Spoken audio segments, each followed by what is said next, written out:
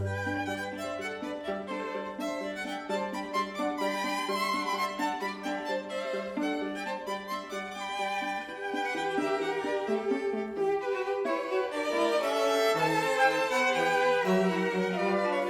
back to another day, our fifth day of the Magisterra Online Fundraising Week, and we are really excited today to have a special guest that we are welcoming.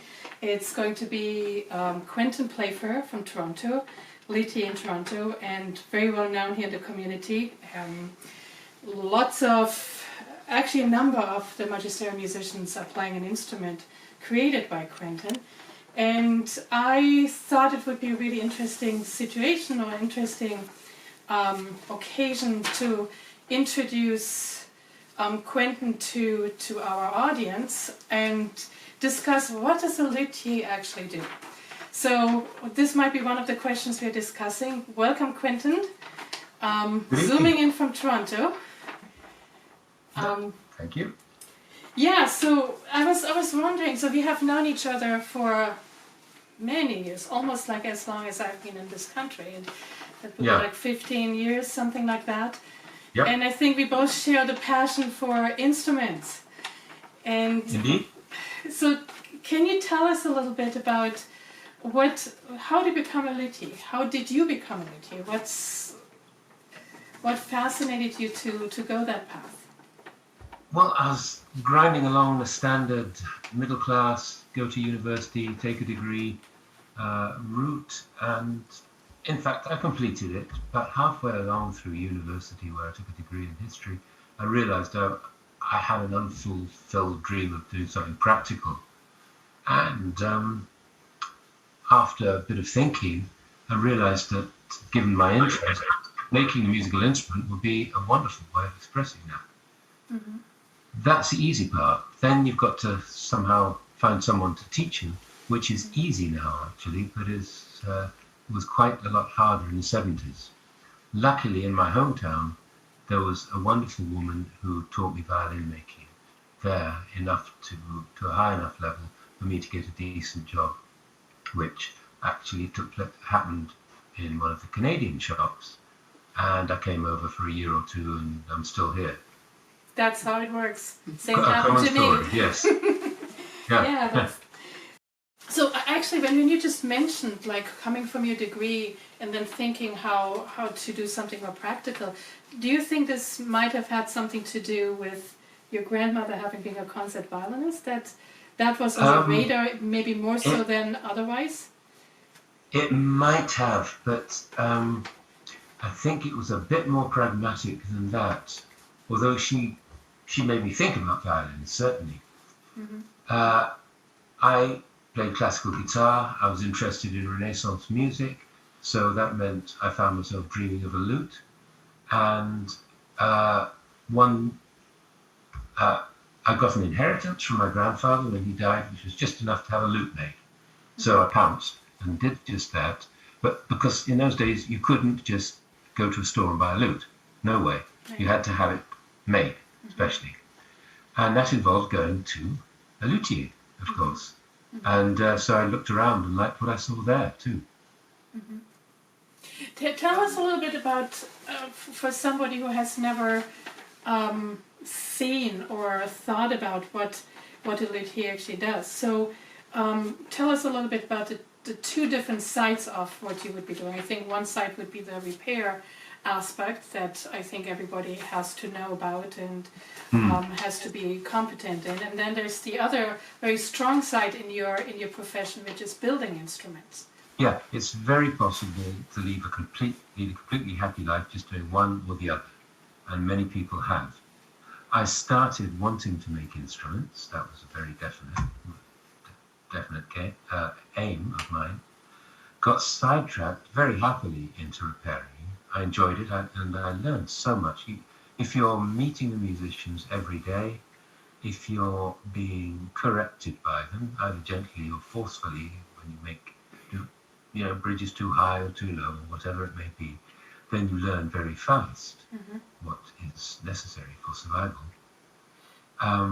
So I'm very glad I did. Now that I have officially or unofficially sort of retired, I've got more time to make. And that's nice. But I'm surprised at how long it's taken for me to wriggle out of my repairing job and towards the making. Mm-hmm. But up to now, I've done maybe one instrument a year for Mm-hmm. about 40 years, which isn't much. I remember one of the very first conversations we had. No, it wouldn't have been one of the first, but maybe like 8 years ago or so, when you were talking about you want to full-time only make instruments, and you added, I remember this, I because it was so funny, you added to that sentence, unless somebody comes with an instrument they sat on, I will have the ambition to make it right, complete again and make it sound even better. I thought that kind of speaks for your meticulousness and for your curiosity for a challenge, I guess, as well. I see instruments in the background there, and do you want to show us maybe do you have an instrument in the making there, or do you have samples? One in the making and one in the conversion. I'm still doing repairs and restorations on Baroque instruments, just because no one else seems that interested in the job, and I am very much so. Mm-hmm. So this.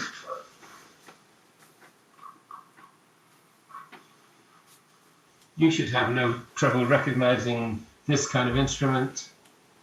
It's basic German, right? Yeah. Late 18th century. Mittenwald, probably. You've seen thousands of them. Mm-hmm. Mm-hmm. And very rightly, she figures that it'll probably work well as a Baroque instrument. Mm-hmm.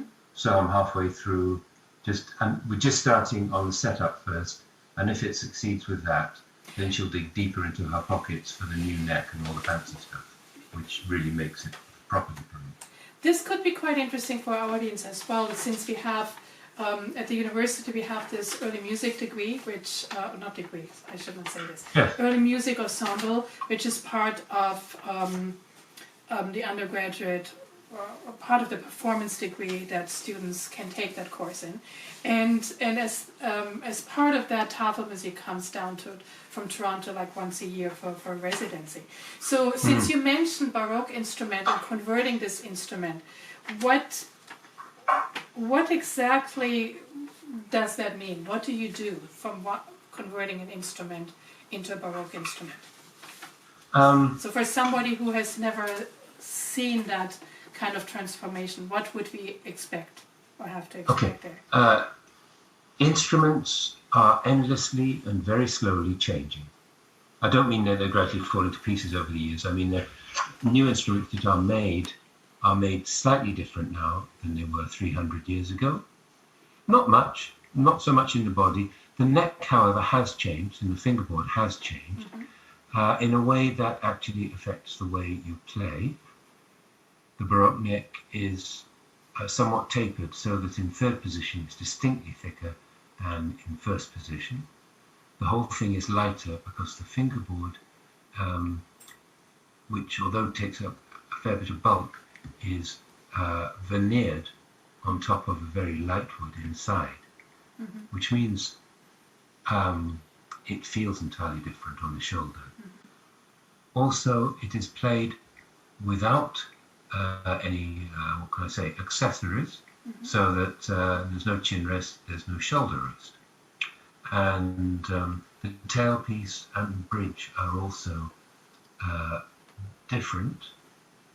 And all these things were in response to what the musicians of the day wanted, which tended to be what the composers of the day wanted. And the violin of 1600 is really quite different from the violin of 1700 or 1800. But all of them had gut strings, and sometimes the neck was a little bit shorter. And historians, especially music historians, I'm afraid, are very much like sheepdogs. They like to cram all their facts into little pens and triumphantly isolate them. If I said that The Rite of Spring, that great revolutionary piece, was played on musical instruments that were really not that fun, with closer, I would say, especially in strings, to their Baroque antecedents than what we play now. You might be a little upset, but it's true. Yeah, I can see that. Yeah. That horrified concert hall in Paris in 1914, something like that. 13, yeah. All that was a style that we wouldn't willingly recognise it. That right now, I think. Certainly Pinky Zuckerman would be horrified, but that's certainly right, yeah. Well, and I mean, that doesn't really affect instruments, but I mean, just a trend that I've been growing up with in Europe, where over the time that since I started playing the instrument to by the time I left, the A that you're tuning to has already gotten from, I don't know, 441 or 440 to, I think Berlin was at some point like at 445 or 446, some insanely high, and some instruments just don't take that. So for me, it took quite some adjustment when I came to study in the States, and the schools were at 440. That was really painful for me for the longest time. So now I'm okay, but 441, 42, but it does affect your playing quite a bit if you're very much sensitive so. to that, right? I know 415 is the standard Right. of the Baroque, but that is a terrible oversimplification. Right. Someone did a very thorough pitch analysis of all the little pipes that the choir teachers used to use over centuries, from Naples through to Stockholm. And basically they analysed what A was over the years and over the miles too, because the distances made a difference. So established that deep south in Naples you could go up to 460. In France you could go to 390. If we're talking about the year, say at random, 1615. Right, right. It tended to link in with whatever the local cathedral was tuned to. So I wondered, so you had, you mentioned a few of these things that changed in the evolution of the Baroque violin to the modern violin. Do you have anything at hand that you can show, like, to our regular audience, so we understand, like, the parts you were pointing at, that you were mentioning? Like, what's a tailpiece? What's a... Here, for example, is the half-made violin bridge that I was making. Does that show? Yeah. Now we As see you can see, it looks distinctly... I mean, this is going to turn into a little heart shape, but I haven't got round to that yet. Yeah. But you can see how very different the shape of the feet are, and how the holes here are different. I'm cutting the tailpiece for it, which is just going to be this chunk of ebony, obviously far more refined. Yeah, so that's where the strings are being pulled through. And that's what the strings are attached to. And it's going to be really quite thin, so it's light. That lightness is important to Baroque.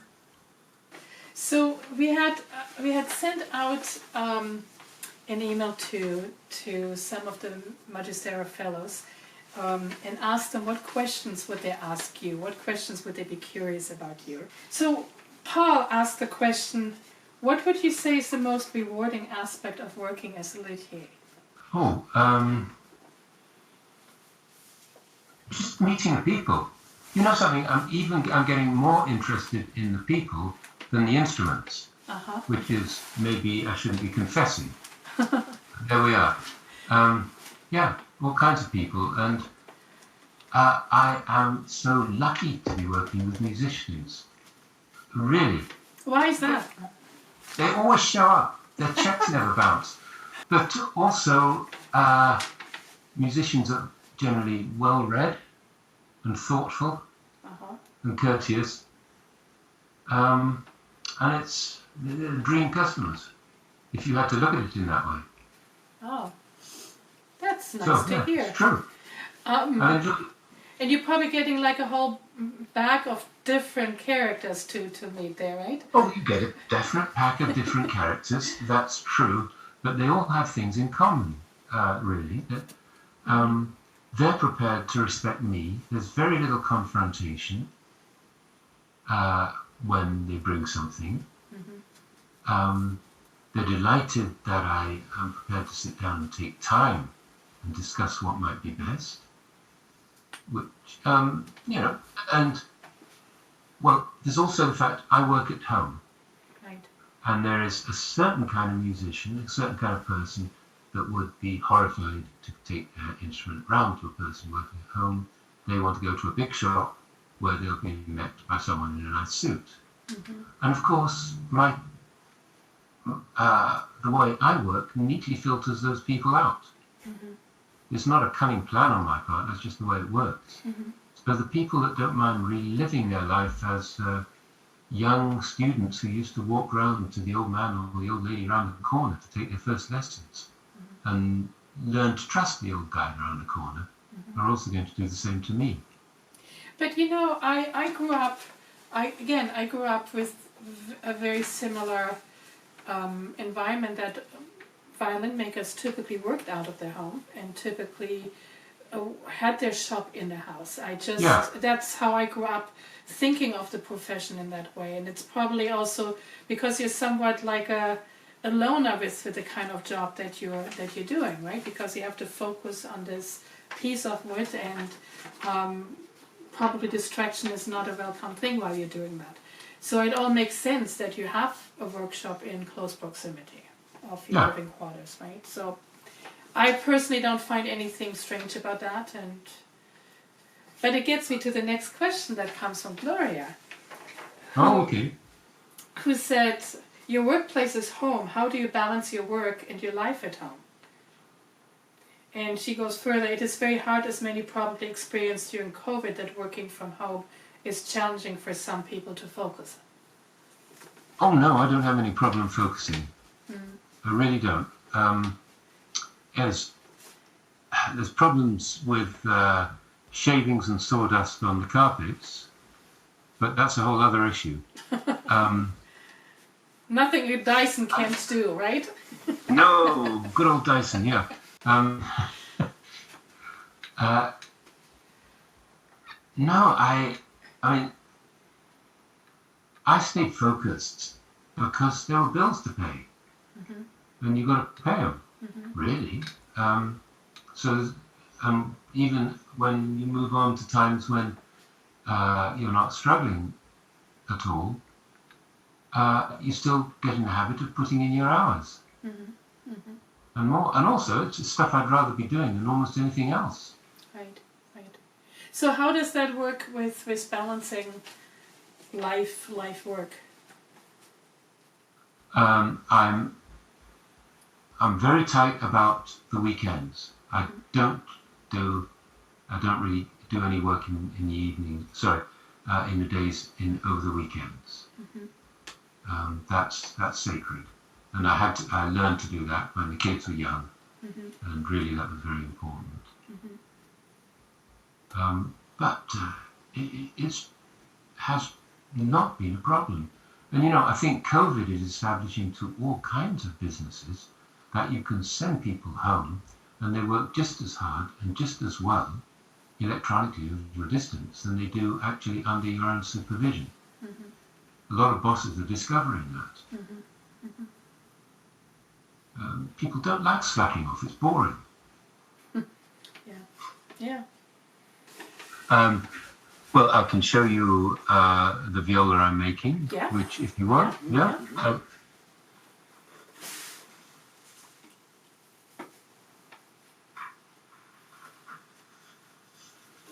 comes in 2 bits right now. Aha, so here we see a piece that hasn't been beautified yet by a varnish. So this is an albino viola in that. I better back off a bit. Yeah. Is that's doing it? Yeah. In the screen? Yeah. Okay. People are a bit surprised that the wood you use to make the instruments with is basically white. And it's the varnish that gives the colour. And obviously, having completed the body now, I moved on to the scroll, which is here. And I'm just at the stage where I'm starting to cut the entry points. Yeah. If you look at the top there, that and this part are going to go into each other like that. Uh-huh. And we'll have a proper instrument. So that, with any luck, will get glued in sometime tomorrow after I finish the fitting. And how many layers of varnish will there be? Sorry? How many layers of varnish will there be? No. That's an inside joke. She's teasing me because I went through a stage where I was never happy with my varnish. And every time I spoke to Annette, she would ask me how much varnish I'd taken off. With reason, because I kept on stripping my varnish off and redoing it. Now I found something I'm fairly happy with, and I might just just varnish it the once. That would be a great moment. Yeah. So I have to stop teasing you, I guess. Yeah.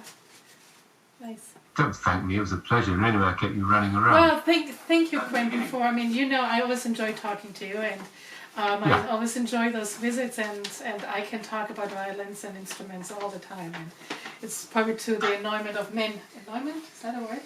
Annoyance. Annoyance, that's the word, of many around me. Thank you so much for taking the time. Thank you for supporting Magisterra. You have been on the board since the beginning of it. You have been a supporter to Magisterra since the beginning of Magisterra 5 years ago now, and we really appreciate that. And thank you again for that little talk. Thank you.